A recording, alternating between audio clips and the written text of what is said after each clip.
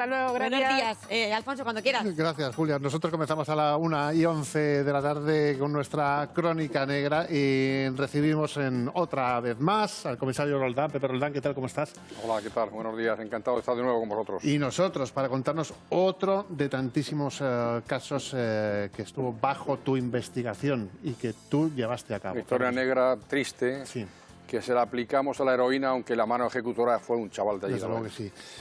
Manuel Moreno, periodista, compañero de ABC, ¿cómo estás? Hola, buenos días. Y artífice de esta crónica negra también llevada siempre. Muchas gracias.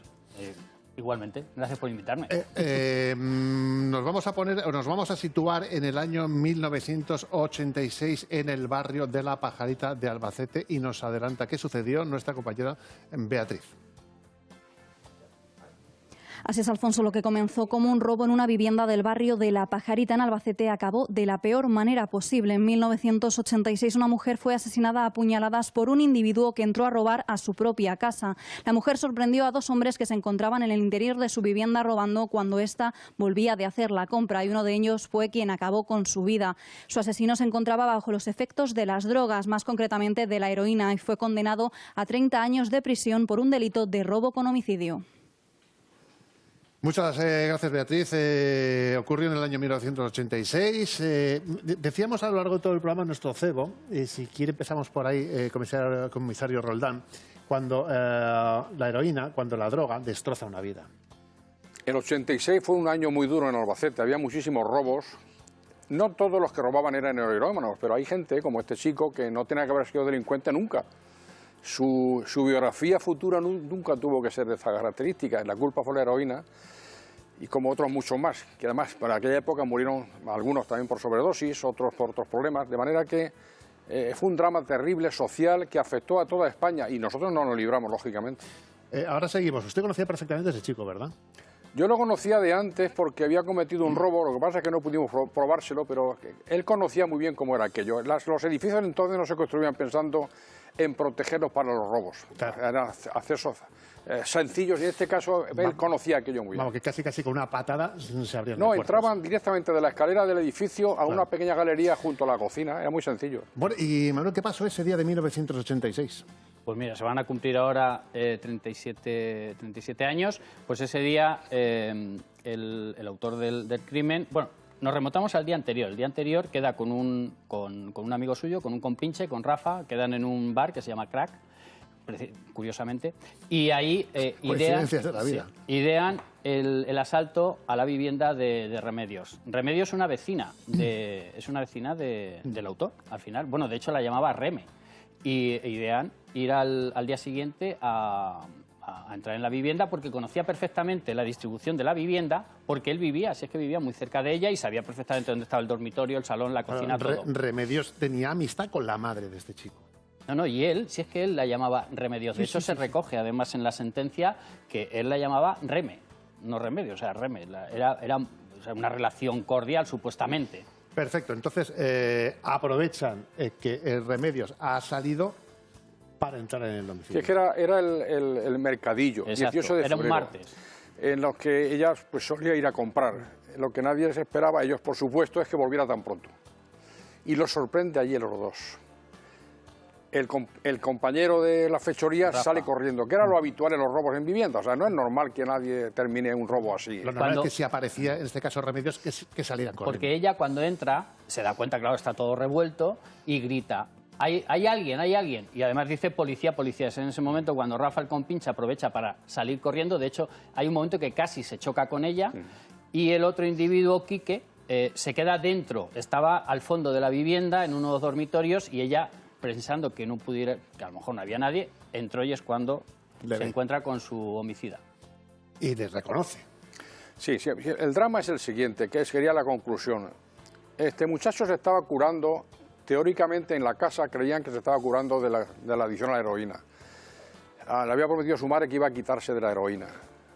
Cuando comete el robo es porque tenía deudas, claro, necesitaba pagar cosas pendientes. O porque necesita comprar más heroína. Y seguía enganchado con la heroína. ¿Qué ocurre? El drama se plantea cuando él tiene que soportar la idea de que su madre se va a enterar. Y Reme, que lo conocía perfectamente porque vivían muy cerquita, la Pajarita no es un barrio, es una urbanización. muy céntrica. Sí, ¿no? que se conoce todo el mundo, vamos, Entonces, y más entonces. No, eran dos portales consecutivos, aunque había en medio una especie de gran explanada, pero bueno. La gente de Albacete lo Entonces, conoce perfectamente. lógicamente, vamos, lo que me explicó además es que el miedo que él tenía era eso, que es que le iba a decir a su madre lo que estaba pasando. O sea, que él realmente, el miedo suyo era el disgusto a su madre. Porque estamos hablando de un chaval de 20 años que además tenía una personalidad borderline que se llama, que afecta realmente a las emociones, nada más. O sea, él estaba perfectamente, distinguía perfectamente entre el mal y el bien.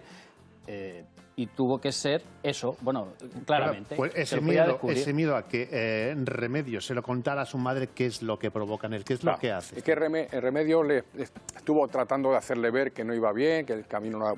El otro le pedía por favor que no dijera nada, el otro decía que tenía que decírselo a su madre, o sea que él se vio con las ventanas cerradas y las puertas cerradas a una salida airosa de la situación. Y al final... Él lo cuenta que él perdió el control completamente, empezó a apuñalar, no sabe lo que le apuñaló, no sabe muy bien lo que hizo, incluso él perdió el conocimiento unos minutos, o sea que estuvo un rato en la casa, no fue una cosa... Se enseñó con la mujer a No, él lo enfocó como que perdió el control completamente. Bueno, de hecho, ya apareció con el cuchillo clavado en el pecho. Y a nuestro compañero Manuel Moreno, que le gusta explicarlo todo perfectamente, se ha traído un cuchillo para que entendamos un poco. No es el cuchillo... No es puntiagudo, pero bueno, para que nos hagamos a la idea, esta era la dimensión del cuchillo, 16 centímetros. Esto es una barbaridad. Bueno, lo estás viendo aquí ahora mismo de cerca. Es una barbaridad. Pues con esto le asestó 20 puñaladas. De esas 20, 18 las infligió en 20 centímetros cuadrados, en esta zona precisamente. Y fueron 18 puñaladas, algunas con una profundidad de 14 centímetros. O sea, no estamos hablando de que fue, bueno, unos centímetros nada más, no, prácticamente le metió la hoja entera. Y, de hecho, la policía se la encontró con el cuchillo en el tórax. Y me imagino que, evidentemente, vamos, después de lo que está narrando, lo que estás contando, nada se pudo hacer por salvar la vida de esta mujer. No, imposible. Además, llegamos un rato después. No sé si fue la hija, alguien que abrió, vio lo que había pasado. La hija fue. Lógicamente, él, como natural, desapareció de allí, hizo su vida normal. Tardamos unos días, puesto que al principio empezamos a trabajar sobre lo que estaba ocurriendo por allí. Es que eran robos todos los días, varias veces. Cuando ahora nos quejamos de que roban un piso en Albacete o dos, hay que pensar que todavía a lo mejor eran 7 al día. Y muchos jóvenes. Estamos hablando de un joven en concreto que cometió este asesinato, que ahora nos contará el comisario cómo se dio con él y qué sucedió.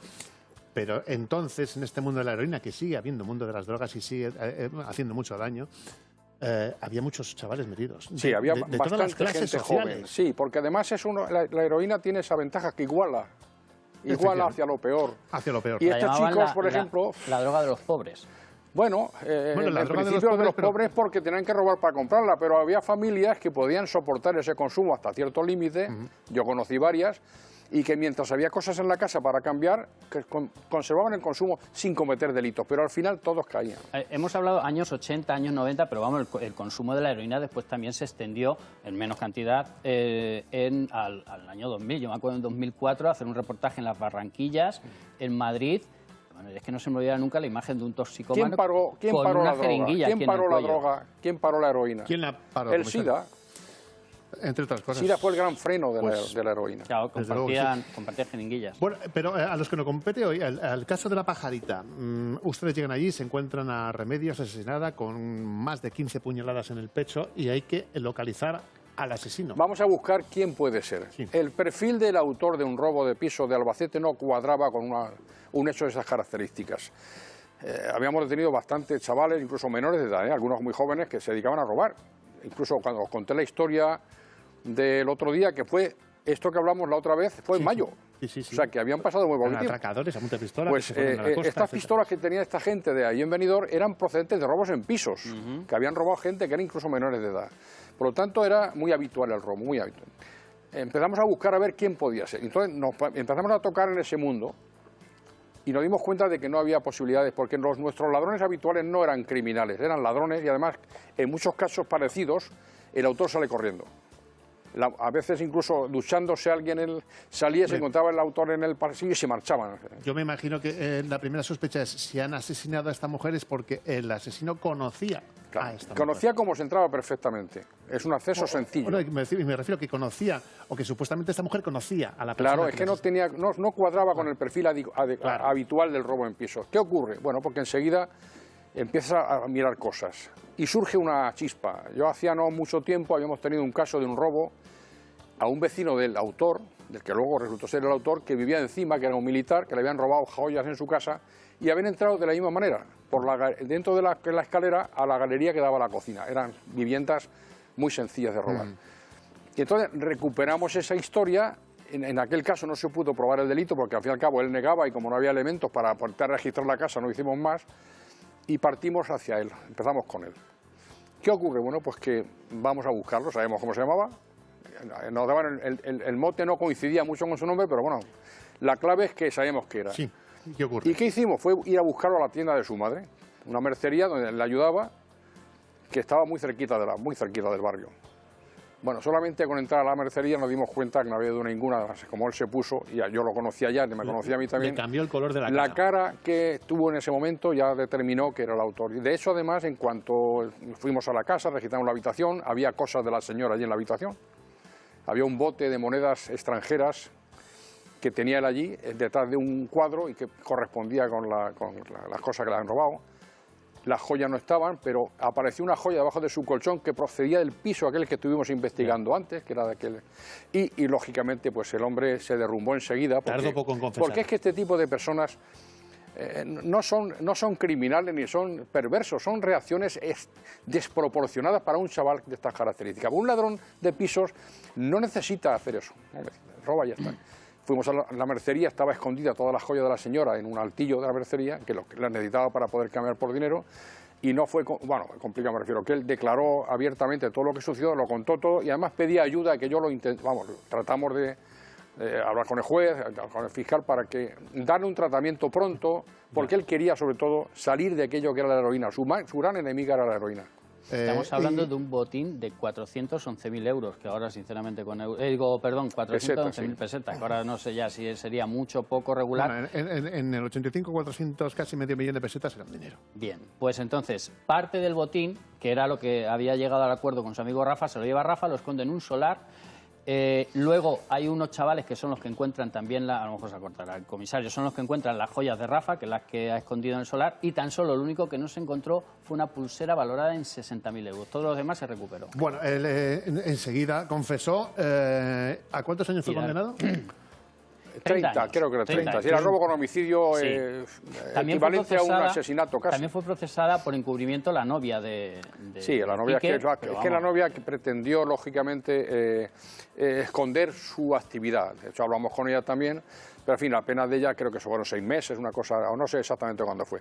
Y el otro también tuvo una responsabilidad como autor del robo, pero no se le podía tampoco aplicar el homicidio porque surgió después, ¿no? Es que además huye. Pero en fin, el drama es, yo lo que quiero hacer mención es que a veces que la policía tiene que actuar, lógicamente, con este tipo de delincuentes, pues que cometen delitos, pero cuando estás trabajando en ese tema, lo que duele es las consecuencias en el ámbito familiar. Terrible. La madre pasó. ¿Cuántas familias ha visto usted destrozadas? Bueno, había madres que yo les decía cosas, no lo hacía con vehemencia, pero les decía, no puedes tratar a tu hijo así, porque si al final viene a tu casa, te toca la puerta y le das el vaso de leche con magdalenas, no lo estás ayudando. Ya. Bueno, pues, no es este caso, es otros casos. Fíjese, hablando de, Manuel, hablando de familias destrozadas, es otro caso que también les vamos a plantear rápidamente aquí. Es Paco Limonero, conocido como el Limonero, ha sido una persona que ha pasado media vida en la cárcel por tráfico de heroína. Hace poco, en el 2021, fue también detenido, pero salió rápidamente a la calle por algún tema judicial, etcétera, que no estaba bien. Y entre los comentarios en esa detención, los que más salían era: esta persona, este tipo de traficantes, lo que ha conseguido durante muchos años es destrozar familias. Sí, lógicamente. Y muchas muertes. Porque, yo os he dicho siempre, hay delincuentes que lo eran antes y al entrar en la heroína multiplican su actividad porque necesitan más dinero. Pero hay chicos, y algunos murieron muy jovencitos, que no iban a ser delincuentes, no estaba previsto, su vida no iba a ser esa, pero el consumo de heroína la llevó. La heroína, la dependencia física es tremenda. La psicológica es dura, todo el que ha fumado sabe lo que es eso, la cocaína, pero la heroína produce lo que es el mono. Mucha gente le dolía, la idea solamente de que podía estar bajo el efecto del mono era tan fuerte que rápidamente iban a buscar lo que fuera, y por eso podían cometer delitos, un tirón de una cadena a una señora mayor, lo que fuera, para poder comprar la heroína. Y además tenían siempre en su mente la siguiente dosis. Este caso sería para pagar deudas, por eso alguna pulsera no apareció, porque a lo mejor se callaron, porque pulsera. también le temían mucho al mundo de lo que es la oferta de la heroína, que había un ambiente en algunos momentos muy peligroso, y asegurarse el futuro consumo. Y luego había incluso padres que iban a comprar la heroína a sus hijos, El para mayor evitarles camello. la relación tan peligrosa con el mundo que tenía de la venta. Qué duro, comisario. Iban a comprar la heroína Qué a duro. ellos.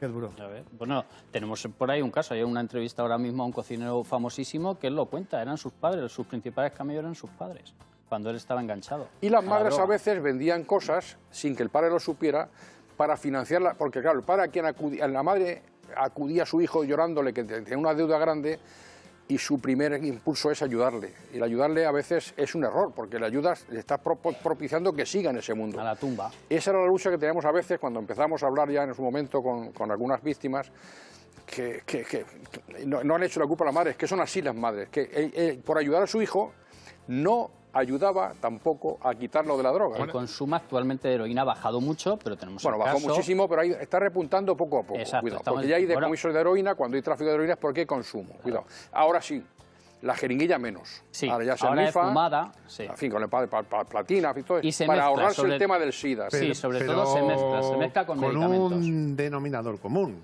que es, por supuesto, nada bueno. Colocarse. Arruinarse la vida completamente de una persona y arruinar la vida del entorno en general. Hemos hablado de este caso, del caso de la pajarita, de un joven con 20 años. Ahora ya está fuera de la cárcel, por cierto. Sí, no salió ya. Lógicamente, no sé si no creo que cumpliera ni 20 años. Vive en Albacete, o sea, que hace su vida, etcétera, etcétera. Construye su vida. No sé, no he sabido muy bien después. Tampoco ha sido una persona que ha sido detenida por cometer mucho más delitos después. No me consta. No me Lo que consta. pasa es que, claro, después de cometer ese asesinato, pues pues eso se te va a quedar de por vida a él y sobre todo a la familia de Remedios. Usted recuerda, me llama mucho la atención que recuerde también estos casos. Y ya para finalizar, hemos hablado de este caso en general, pero ¿cuántas personas ha visto usted que se han quedado por el camino por culpa de cosas como estas? Pues si yo me pusiera a recordar ahora nombres y motes, podríamos llegar casi por encima de 50 chicos en Albacete ciudad, 50. que además chavales muy jóvenes. Bueno, el referente eran los bares. El Crack era un bar típico de consumo, de venta, y yo estaba ahí, era muy pesado, yo estaba siempre caseando gente allí, estaba el Colón, estaba había mucho, el Utopía, en fin, eran nombres curiosos. Para hacer una especie de guía turística de la droga de aquellos años, afortunadamente que no queda ninguno, pero es tremendo porque proliferaba mucho en los bares con el consumo, sobre todo de hachís. Ya. Y luego los medicamentos era tremendo, porque la alternativa a la heroína eran los psicotrópicos. Había un chico en Albacete, no contaré su historia porque tampoco ha cometido un delito grave, le llamamos el Roche de Mote. El Roche es un laboratorio farmacéutico. Sí. Y robaba farmacias y suministraba medicamentos a todos, sobre todo barbitúricos y lo que son tranquilizantes. Claro, tú buscas siempre el sosegón, buscas las benzodiazepinas, el diazepam, las formas que, cualquiera de los que esté hoy hablando de hipnóticos, Todo lo que sea susceptible de convertirlo en droga, pues lo van a hacer. Y ahora sigue habiendo un mercado negro también de medicamentos. Y ya para finalizar, hemos hablado de este Francisco Paco el Limonero. Está en Paredores, se supone que tenía su residencia en Burujón, se supone. Lo tiene en un pueblo. Pero La semana ¿está en pasada... Paradero desconocido ahora mismo? No, pues se tiene que presentar todos los días, cada 15 días en un juzgado, en el juzgado de Torrijos, en el que esté de guardia. Yo estaba hablando con su entorno la semana pasada, de hecho con la intención de traerlo a este programa, pero ha dicho que no. Y está, claro, tiene que cumplir. O sea, y además le retiraron el pasaporte como medida cautelar para que no se escape, porque claro, la acusación es grave. Bueno, pues un nuevo caso que nos ha planteado Manuel Moreno de la Crónica Negra, el caso de la pajarita, este joven con 20 años que asesinó a una vecina suya, una persona conocida, por culpa de la droga, por culpa de la heroína. Y cuántos jóvenes, cuántas familias destrozadas se han quedado por el camino. Comisario Roldán, ha sido un placer volverle a escuchar. De verdad, Igualmente, muchas gracias. La verdad es que venimos a contar cosas macabras, pero bueno, es la realidad, Pero es la vida, realidad, es así. Es la vida misma. Pero con mensaje. antiguas, son antiguas. Pero con mensaje. Pero comisario, es que ahora con también se mensaje. están cometiendo barbaridades. Y aquí hay que llevar O sea ese mensaje y decir a la gente las consecuencias que puede tener la droga Y que no bajen el listón No. o el control las instituciones, que a veces nos adormecemos cuando vemos que no hay problemáticas graves. Buen tirón de que no orejas. perdamos el control de esos centros, que les ayudemos Sí, y que no cerremos sitios donde pueda porque atenderse la droga. la gente muere, ¿eh? Muere por policonsumo, Hombre, pero muere. Manuel Moreno, muchas gracias. Gracias. Muchísimas gracias. Nos vemos próximamente aquí Muy bien. en Entrando Contigo en la Crónica Negra. Seguimos en la Crónica Social ahora.